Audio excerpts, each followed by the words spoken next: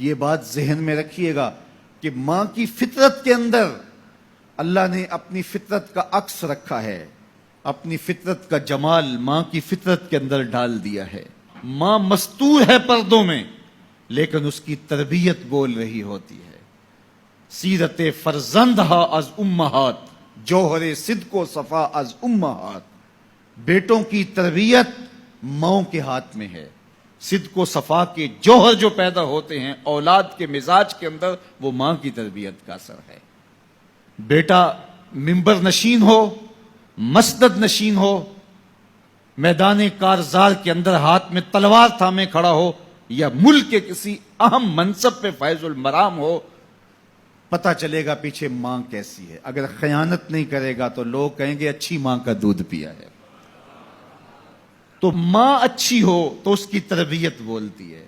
سیدنا علی المرتضیٰ رضی اللہ تعالیٰ عنہ میدان جنگ میں اترتے ہیں اور کیا بولتے ہیں؟ سب متنی امی حیدر، میں وہ ہوں جس کی ماں نے میرا نام حیدر رکھا ہے۔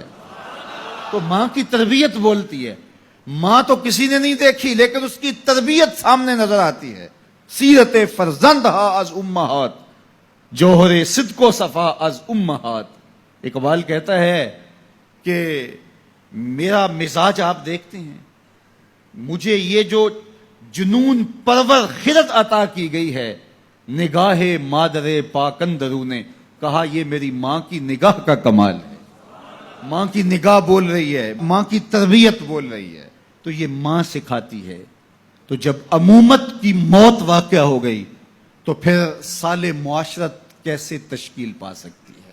تو آج باپ اولڈ ہوم میں تڑپتا ہوا آخری آرزو یہ کرتا ہے کہ کاش کہ میرا بیٹا مجھے ملنے آ جائے۔ ڈرلی کے ایک اخبار میں ایک بوڑھے انگریز کی وصیت چھپی تھی۔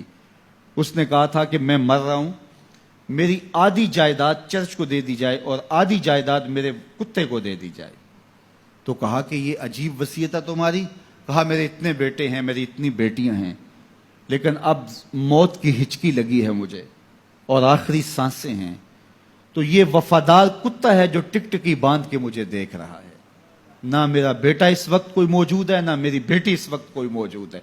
جب امومت مر جاتی ہے تو پھر بیٹے کو وہ پیار سکھانے والا، بیٹی کو وہ ماں باپ کی الفت سکھانے والا کوئی باقی نہیں رہتا۔ تہذیب فرنگی ہے اگر مرگ امومت، ہے حضرت انسان کے لیے اس کا ثمر موت۔ جس علم کی تاثیر سے زن ہوتی ہے نازم، کہتے ہیں اسی علم کو ارباب نظر موت۔ وہ پھر علم نہیں رہتا، وہ موت بن جاتی ہے۔ تو زن نازن نہ ہو، زن کا نازن ہونا یہ اس کا کمال نہیں ہے۔ عورت کو عورت اسی لیے کہا جاتا ہے کہ وہ مستور ہوتی ہے، وہ پردے میں رہتی ہے۔ اس کا پردے میں رہنا ہی حسن ہے۔ اس کی فطرت کو اللہ نے اپنی فطرت کا جمال دیا ہے، اس کی فطرت کو اللہ نے اپنی فطرت کے عکس میں منعکس کیا ہے۔ جس طرح وہ خود پردے کے پیچھے رہ کے سب کچھ کر رہا ہوتا ہے، ماں پردے کے پیچھے ہوتی ہے، لیکن سب کچھ ماں کی تربیت بول رہی ہوتی ہے۔ اب آئیے سنیے، اس کائنات کے اندر ہمیں وہ خواتین ملیں گی جو پردے کے پیچھے تھی، لیکن پردے کے سامنے ماں نہیں آئی، عبد القادر جیلانی آئے۔ ماں پردے کے پیچھے تھی، پردے کے سامنے فرید الدین گنج شکر آئے۔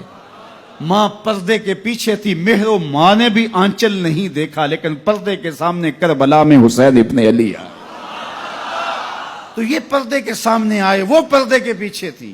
تو جب مائیں پردے کے پیچھے ہوں تو پھر بیٹے جو ہیں وہ پردے کے سامنے آ کے وہ نقش ثبت کرتے ہیں کہ جو لوگوں کے زندگی کے نقوش کو جو ہے وہ اجال دیتے ہیں اور تقدیر بدل دیتے ہیں۔ تو اس لیے ماؤں کی ذمہ داریاں گھر سنبھالنا ہے۔ جب مائیں گھر سنبھال لیتی ہیں تو بیٹے بحر و بر سنبھال لیتے ہیں۔ معاشرے کے جس فرد نے بھی کوئی کارہائے نمایاں سر انجام دیے ہیں، وہ وہی ہے جس کی ماں مستور ہے۔ اللہ اکبر۔ اقبال بولتے ہیں مزرعے تسلیم را حاصل بطول، مادراں را اسوائے کامل بطول۔ تسلیم و رضا کی کھیتی کا جو حاصل ہے وہ سیدہ فاطمہ الزہرا ہیں، اور ماؤں کے لیے کامل اکمل نمونہ سیدہ پاک کا وجود ہے۔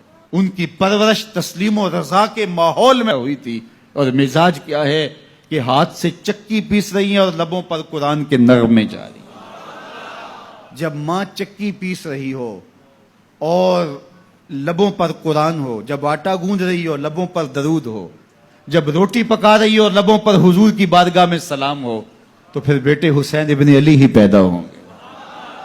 اور ماں تھرکتے وجود دیکھ رہی ہو اور سکرین کے آگے بیٹھ کے آٹا گوندھ رہی ہو، تو بیٹے اداکار تو بن سکتے ہیں، اولیاء اوتاد اور اقطاب نہیں بن سکتے۔ اگر ماں یہ چاہتی ہے کہ میرا بیٹا یگانہ روزگار بنے تو اسے اسوہ فاطمہ کو اختیار کرنا پڑے۔